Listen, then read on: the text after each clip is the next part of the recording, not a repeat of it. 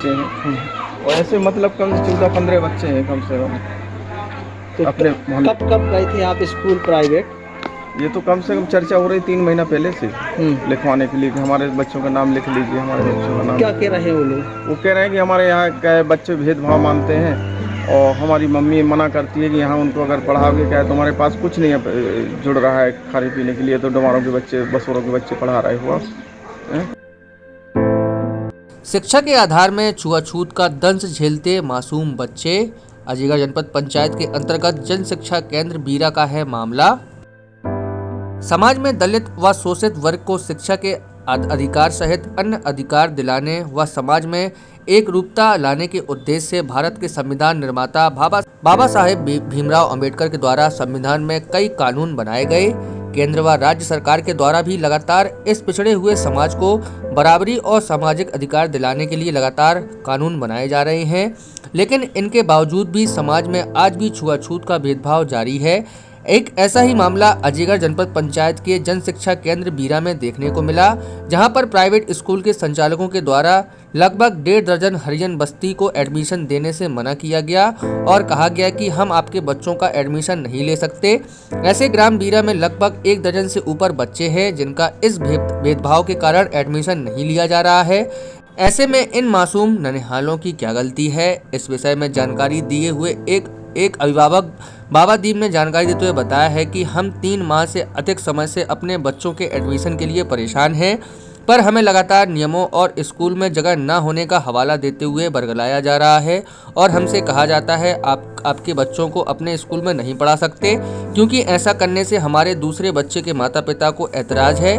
इसकी जानकारी हमारे द्वारा विगत दिवस संपन्न हुई ग्राम सभा में ग्राम पंचायत सचिव को दी गई, जिनके द्वारा बताया गया कि मेरे द्वारा अजीगढ़ सीईओ को जानकारी दी गई थी, जबकि पीआरसीसी ने इस विषय में अभिनवता जाहिर करते हुए इस गंभीर विषय पर तुरंत जांच के आदेश दे दिए गए हैं और कहा है कि जल्द इन सभी बच्चों के एडमिशन कराकर उन्हें शिक्षा का अधिकार दिलाया जाएगा।